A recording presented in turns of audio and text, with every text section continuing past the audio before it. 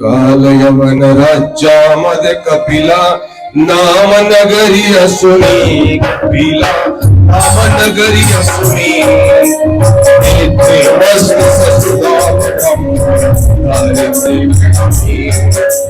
तेथे वसत ससुदा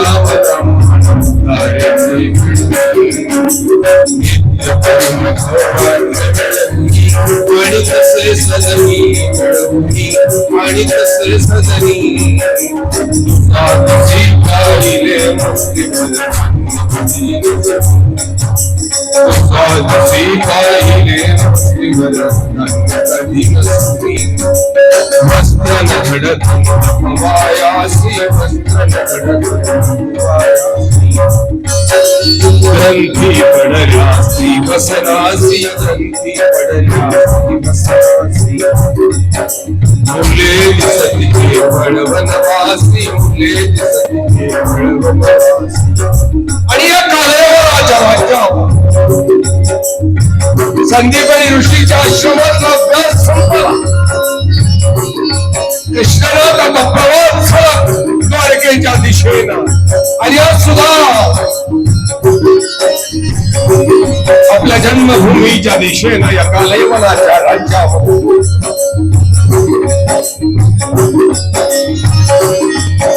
दैवयोगाला सुविद्य पत्नीची भेटही झाली. सुशीला लग्न झालं. ब्राह्मण्य ब्रह्मकर्म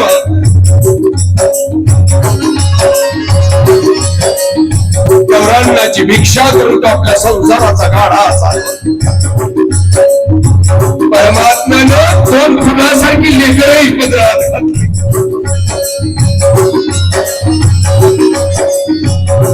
आणि दैवाचं चक्र फिरलं आणि दुष्काळाचा माहोल तयार झाला. उभी राहिलेली पिकं तळातळाजवळ आली. येणाऱ्या भिक्षुकाला मात्र मुख असा लोखालत होती आणि सुदामाचा प्रपंच चालला होता. वर्ष उलटलं. आता दुसरं वर्ष. आषाढामध्ये थोडा थोडा पाऊस पडला आणि लोकांनी घरात जाता शेतात नेमका पडले. घरातलं शेतात टाकलं. तुम्ही घरातलं रानात नेमका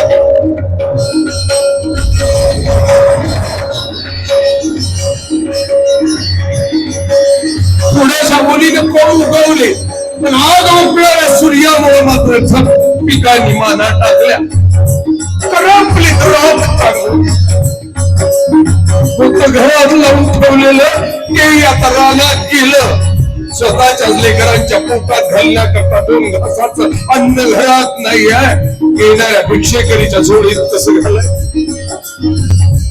गावागावात फिरून कसं कसं तरी मिळायचं आणि सुदाम घेऊन घरी पोहोचायचा.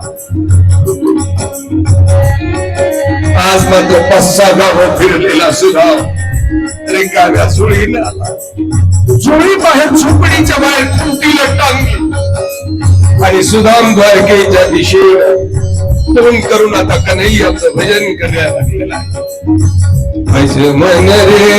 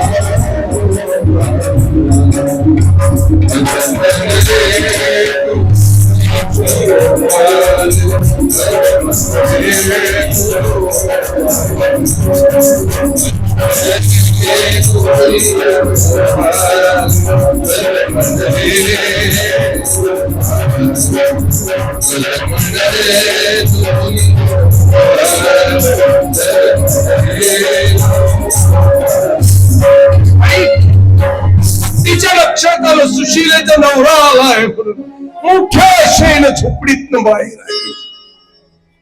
झोळी टांगतात त्या खुंटीकडे पाहिले तर वाऱ्यानं ती झोळी उडत होती, तस्त उडत होती. नवऱ्याकडून पाहिलं तर डोळे लावून परमात्म्याचं द्वारकानाथाचं ध्यान करत होता. तळपायाची आग मस्तकाला गेली, चोराला हात आपटली, बंकाचं काळाचं भजन.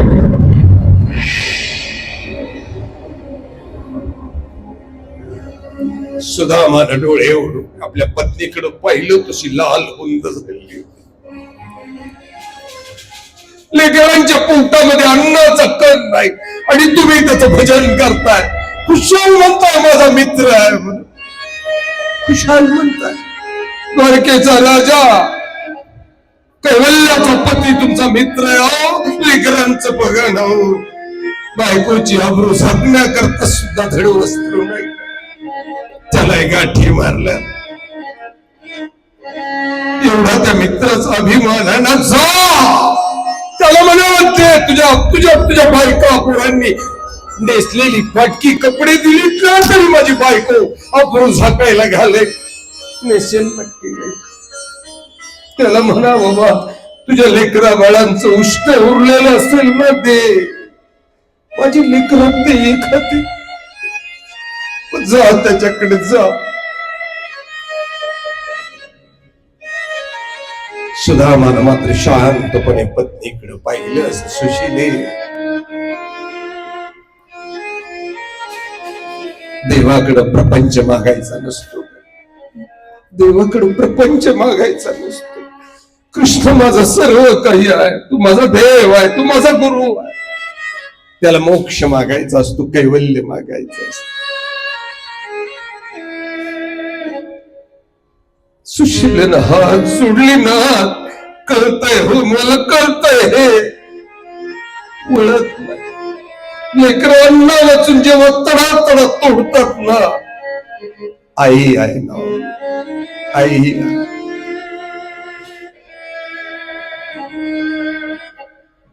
तसं सुदामाचं लहान सपोर पळत आलं, आईच्या मांडीवर बसलं, हनवटीला हात लावले झाले. आई भूक लागली ग, रात्री जेवायला दिलं नाही, भूक लागली. सुदामाच्या डोळ्यात टचकन पाणी आलं. नवऱ्याच्या डोळ्यातलं पाणी सुशीलेनं पाहिलं. पोराच्या डोक्यावरनं तोंडावर तुझे बाबा आणि मी बोलते, जा खेळ. मांडीवरच्या पोरानं आपल्या पित्याकडे पाहिलं. बापाच्या डोळ्यातले आसू पोरांनी पाहिले गैवरला. आई मला नाही लागली गबू, मला नाही लागली, मी जातो खेळायला जातो. आणि लहान पोर आता खेळायला गेलं. त्याच्या पाठमोऱ्या आकृतीकडे मात्र सुदाम पाहत होता. सुशीलेकडे पाहिलं. सुशीले जाईन ग, मी जाईन, नक्की जाईन, कन्हैयाकडे जाईन, नक्की जाईन. फक्त रिकाम्या हातानं कसा जाऊ, रिकाम्या हातानं जाऊ कसा. कृष्ण माझा सर्व काही, तो माझा देव आहे, गुरु आहे, राजा आहे. आणि धर्मशास्त्र सांगतो, रिक्त हस्तेन पश्यन्ति राजानां देवता गुरु. राजा देव गुरु यांना रिकाम्या हातानं भेटू, रिकाम्या हातानं कसं भेटू. सुशीलेच्या अंगामध्ये मात्र हजार भक्तीचं गोड आलंय. नवऱ्याला सांगलं ना, मी शोधते ना, हो मी शोधते कृष्णाला भेट दे. कमरेला पदर खोचला आणि सुशीला उभी राहील. झोपडीत जाणाऱ्या सुशीलेकडे सुदामानं पाहिलं. सुदामाला माहिती होत या चंद्रमोहनी या झोपडीत असून असून काय असणार, रिकाम्या मडक्यांच्या उतरंडी काही नाही. मडक्याच्या उतरंडी जो सुशीला पोहोचली, मडकं उतरलं, हात घातला, रिकाम होतं. तिला माहित होत हे रिकाम आहे. आशा मात्र मोठी विचित्र होती. मडक्याच्या उतरंडीच्या उतरंडी उतरत होत्या, हात घालून पाहत होती, मडके रिकामी होती. शेवटचं मडकं हाती आलं, हात घातला, उरली मुठ्ठड उरली, नाथ सापडलं, हो सापड. द्वारकानाथाला भेट देण्याकरता सापड. स्वर्ग हातात आल्याचा आनंद सुशीलेला झाला होता. स्वर्ग हातात आल्याचा धावतच बाहेर दोन्ही हातामध्ये ती पोहे घेऊन नवऱ्या पुढे उभी राहिली. डोळ्यात मात्र स्वर्ग जिंकून आल्याचा भाव होता. सुदामानं पाहिला.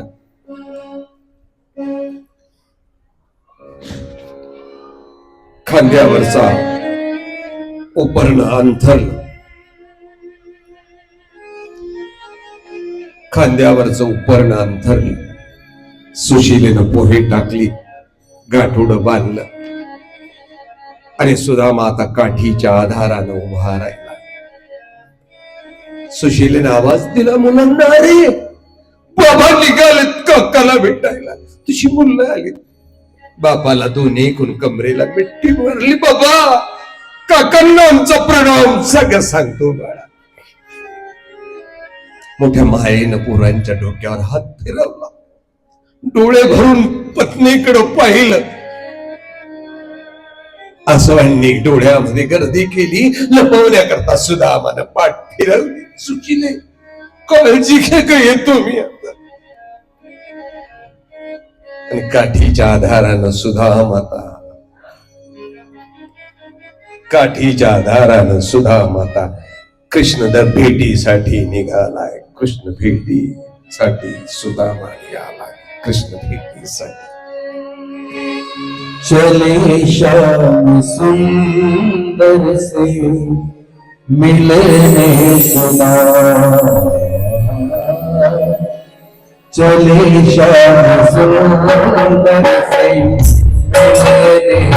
सुना, चले श्याम सुंदर से मिलने सुना, चले श्याम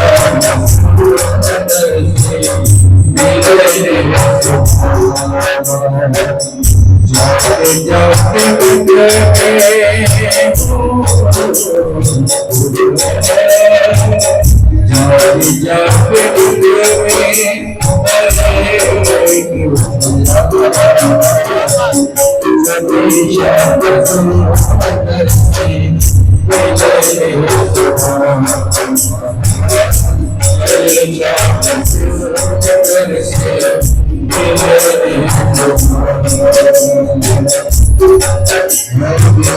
मिलने सुना,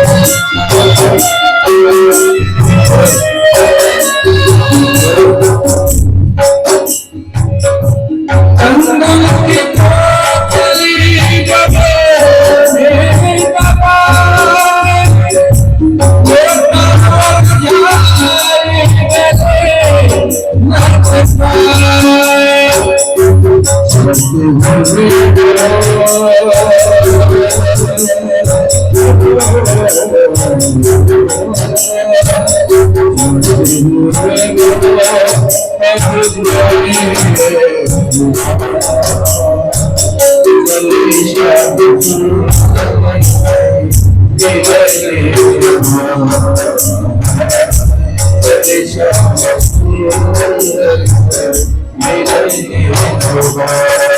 आणि सुदामा द्वारकेच्या दिशेनं कृष्णनाथाला भेटायला निघाला. पहिला मुक्काम झालाय. पोटात अन्नाचा कन्नाही भिक्षेला गेला. झोळी मात्र रिकामी. गाठोडी होती फक्त पोह्यांची.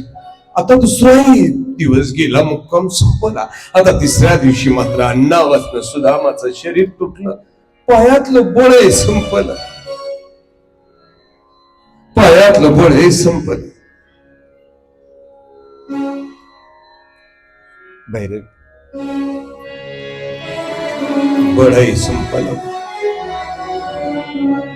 सुदाम जी के चालत पावन से, सुदाम जी के चालत पावन से, सुदाम जी के चालत पावन से, सुदाम जी के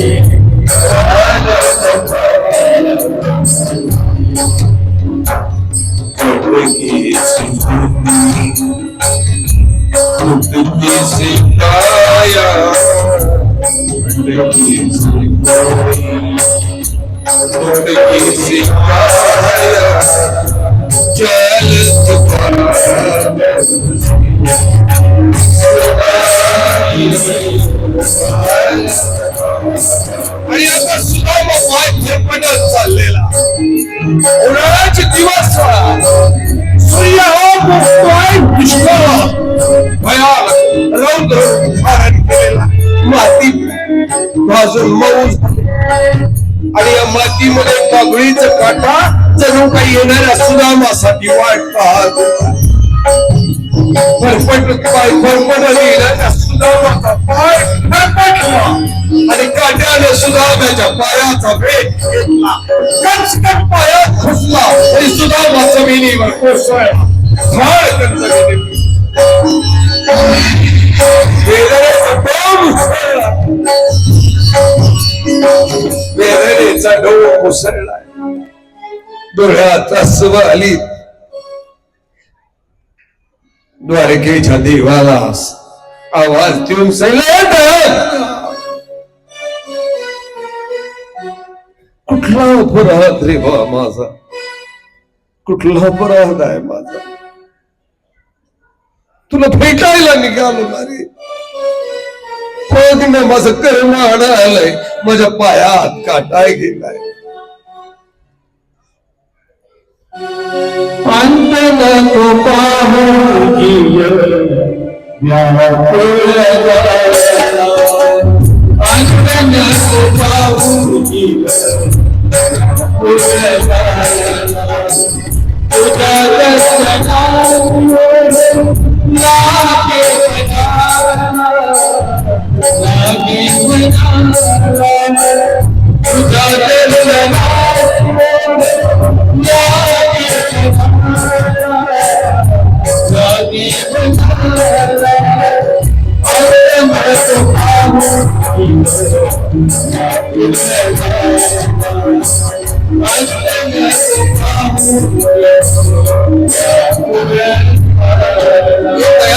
पाहू व्याकुळ झालंय बाप. प्रपंचाचं मागणं मागण्यासाठी नाही, तुझ्या दर्शनासाठी. तुझा भक्त क्षणभरही तुझ्या नामा वाचून मी जगलो नाही, पण वैर्यासारखं माझ्याशी वैर साधल्या जात आहे. वैर्यासारखं असं तुझं आणि माझं कोणत्या जन्माचं वैर आहे.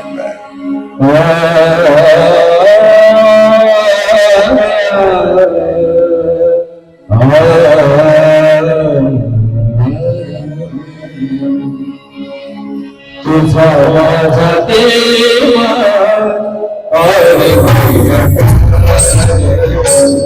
तुझा माझा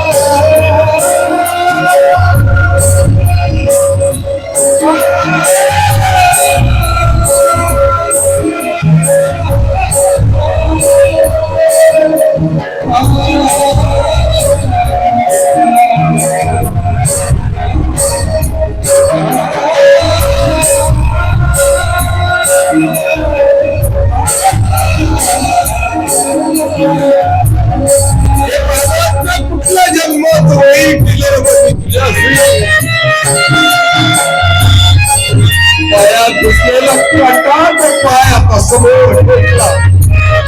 डोळे लावले, उजव्या हाताने काटा धरला, डाव्या हाताने फक्त पाय.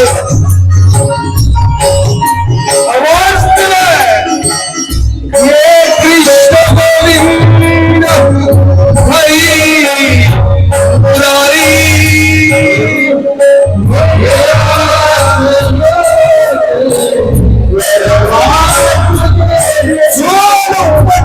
वेदने काठी लावली आणि काठीच्या आधाराने आता सुदामा परत उभा राहिला.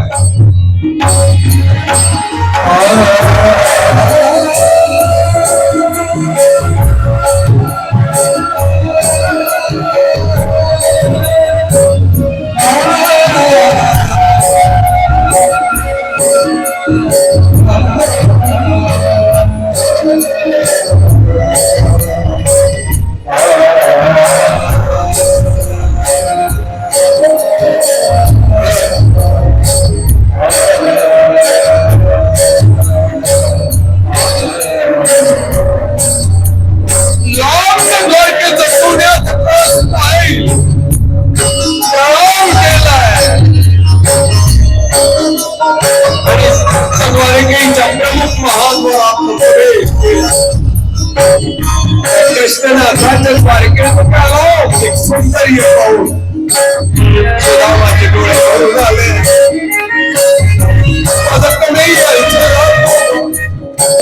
विचार करत करत कृष्णनाथाच्या महलाच्या समोर कधी पोहोचला आला. खाली मानेला विचार करत प्रवेशद्वारात समोर पुसरायला लागला. असं द्वारपालाने अडवला आणि मागे लोटला. धडकन कोसळला. हे वेड्या, कुठलाच कुठे निघालास? सुदामा उभा सांगितलंय बाबा, वेडा नाही बाबी, वेडा नाही. दुश्मन नाही आला त्याचा मित्र, बालमित्र. आता द्वारपाल हसायला लागले. बघा, राजे रजवाडे देव ऋषी आता भिकारी म्हणायला लागले. आम्ही कृष्णाचे मित्र आहोत.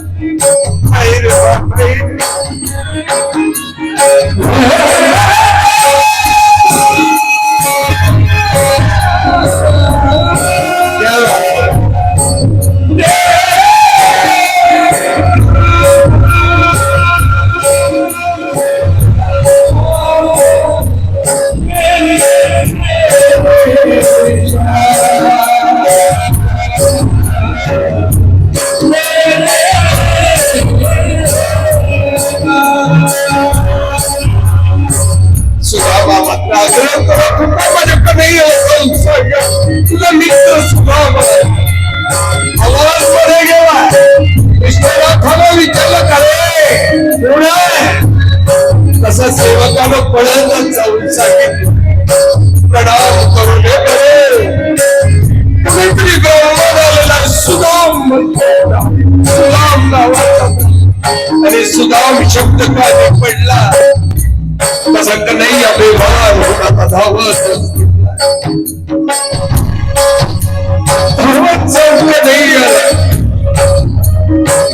सुदामाची भेट होते. देखिला कसावरा राजा बालकेचा सर्वई सुखाचा देवा दिसे.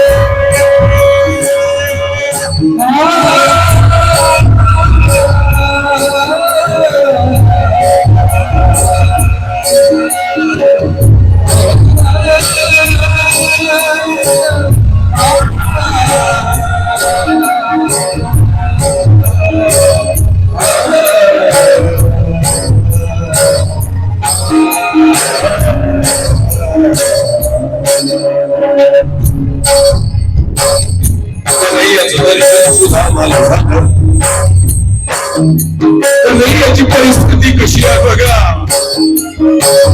देखिला सुदामा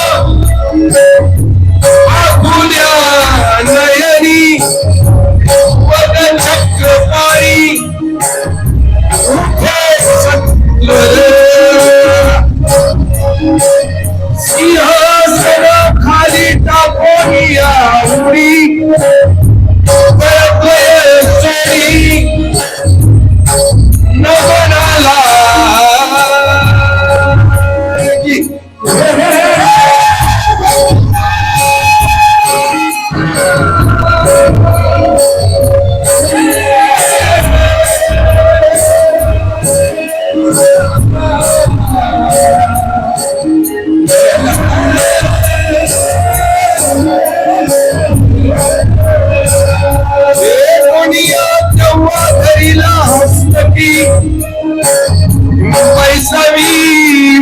चुकली वेण्याच्या.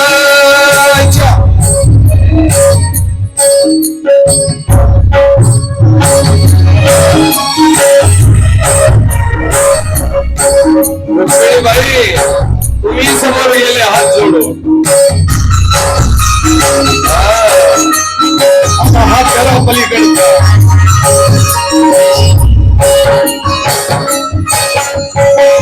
मने रुक्मिणीचे आणि उदकाला उजव्या दिजाला संभारे रुक्मिणीला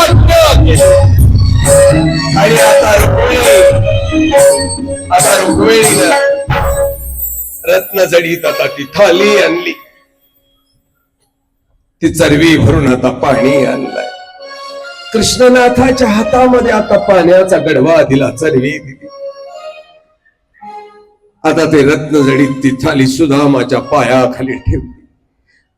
रुक्मिणीनं आता पाय हातात घेतली. कृष्णनाथ वरनं पाणी टाकतोय आणि कृष्णनाथ आता स्वतःच्या हातानं सुदामाची पाय धुतोय.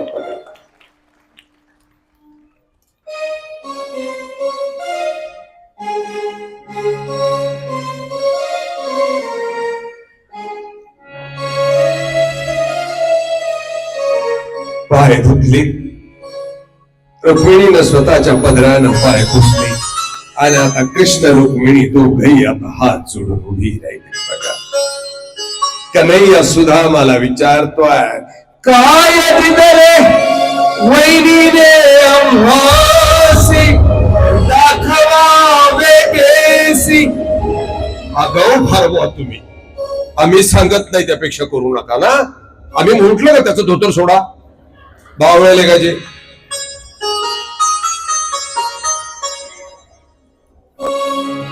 काय वैनीने दिले आम्हासी दाखवावे केसी. कृष्ण म्हणे सोडली तेव्हा मुष्टी तांदुळाची. सोडली तेव्हा मुष्टी तांदुळाची. रुक्मिणी नायका पुढे ठेवी. सुदामा मात्र लाजत होता. ती पोह्यांची गाठोडी वारंवार लपवण्याचा प्रयत्न करत होता. कन्हैयाच्या लक्षात आलं सुदामाची चुळबुळ आणि कन्हैयानं चटकन हात घातला आणि सुदामाच्या मांडीची ती गाठोडी ओढली.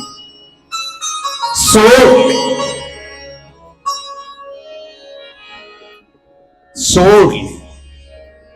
तर हाताच्या तळव्यावर कृष्ण हातानं ती गाठोडी घेतली.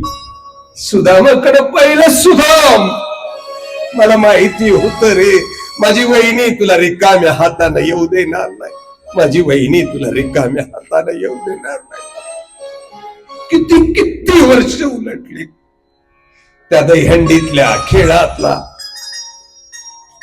तो पदार्थ मला बहिणीला आवडतो बरोबर कळाला. आणि 3 बोटात मावेल इतकी ती पोहे कृष्णनाथानं श्रीमुखात टाकली. 3 बोटानं मावेली. सज्जन हो, पोह्यानी सुदामाला काय दिलं मला सांगता येणार नाही. भागवत कथा मात्र सांगते की नंतर सुदामा महिनाभर राहिला. वेळ संपली, मला इथे थांबायचा. महिनाभर तिथं राहिला. कारण आमच्या प्राचीन काव्यामध्ये आहे बघा दादा, 1 मास सोहळा होतसे पाहत्या नगरीला. होतसे पाहत्या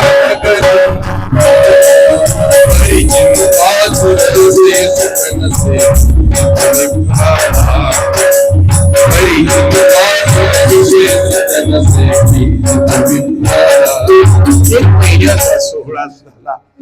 आम्हाला ऐकवलेली कथा तशी आहे. 1 महिन्याचा सोहळा झाला आणि कन्हैयानं सांगितलं, बाबा रे एक काम कर, हे सर्व अंगावरचं उत्तर आता जुन्याने संजय घालले चोर तुला लुटतील म्हणून. आणि मग तो सुदामा आम्ही सांगतो की रस्त्याने शिवाय देत निघाला होता. हा बाह्य जसा का दिसतो अंतरी तसाची काळा. त्या कन्हैयाला बोलत चालतो सुदामा, आम्ही असं म्हणतो. मात्र भागवत सांगतोय बाबा रे नाही रे.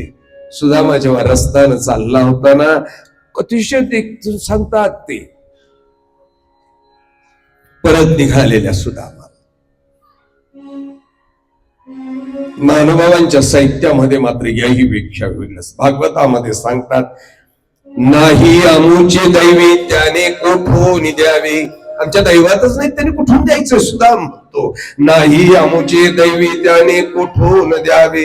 व्यर्थ का रुसावी देवावरी. विनाकारण देवावर का रुसायचं नशिबातच नाही. न करिता खेद पुढे वाट चाले. दुःख न करता हा रस्त्याने चालवला होता. गोरक्षक भेटले तया लागी. गुराखी त्याला भेटले सांगतात. पण मायबाप याच्याही पेक्षा मोठी कथा याच्या आड दडलेली आहे. मला मात्र द्रौपदीच्या दिवशीने आजही प्रश्न पडतो, अशी कुठली घटना आहे? कृष्णाचा बालमित्र आहे, दोघे एकत्र शिकले, संदीप आणि ऋषीची शिष्य आहे. असं काय घडलं की सुदामाच्या पदरात मात्र 18 विश्वाचं दारिद्र्य आलं आणि कृष्ण चक्रवर्ती सम्राट झाला. असं पाप आहे का पुण्य काय आहे नेमकं? कृष्णाचा मित्र 18 विश्वाचं दारिद्र्य, बायकोला साडी घेऊ शकत नाही, कसं घडू शकतो? हो, काहीतरी कर्म घडलंय नक्कीच, काहीतरी याच्या पाठीमाग नक्की आहे. असं कुठली क्रिया केली की प्रत्यक्ष कृष्णानं पाणी टाकावं नाही, रुक्मिणीने त्याची पाय धुवावेत? काय गंमत आहे. अशी कुठली क्रिया घडली? कन्हैयानं स्वतःच्या राजसिंहासनावर बसवावं, स्वतः पाणी टाकावं आणि रुक्मिणीने त्याची पाय धुवावीत? कुठली क्रिया केली असेल? दोन्ही प्रश्न अनुत्तरित आहे.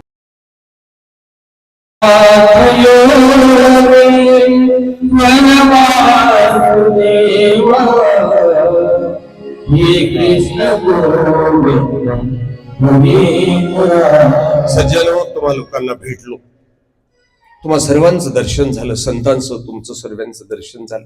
तुम्ही माझ्या स्वामीची सर्व अच्युत गोत्री आहात. आमची मायबाप तुम्हीच आहात. या कालखंडात 7 दिवसाच्या कालखंडात अनावधानानं मी वात्रट बोलतो, कधी बावळ्या म्हणतो, कुणाला येडपट म्हणतो. मनाला लागला असेल तर मी कान धरून माफी मागतो. अनावधानानं घडलं असेल किंवा मी विनोदाने करतो, माझा वाईट हेतू नसतो. तुम्ही मायबाप आहात, लक्षात ठेवा. याबद्दल कुठलंही वेदना, दुःख किंवा राग मनात ठेवू नका. तुम्ही रागवलात का माझा देव श्री चक्रधर माझ्यावर रागवणार आहे, लक्षात ठेवा. तुम्ही लोक मात्र देव श्री चक्रधर महाराजाला प्रसन्न करण्याकरता फक्त मला माफ करू शकता. तुम्हा सर्वांची माफी मागतो.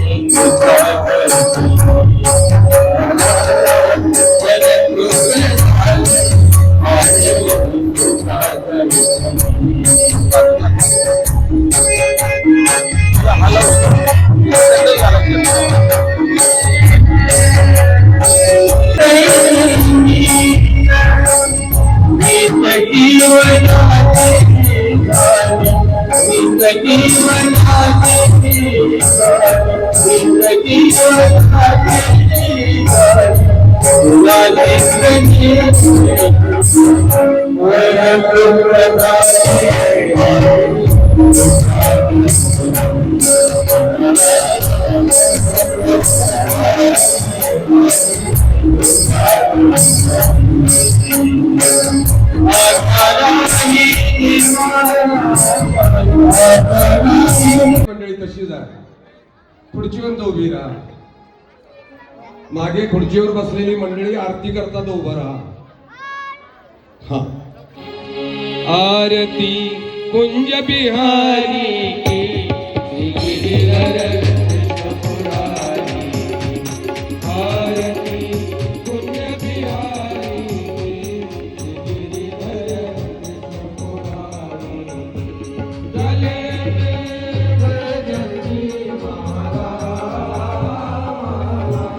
बजावे मुरली मधुर बाला. कानों में कलकती नंद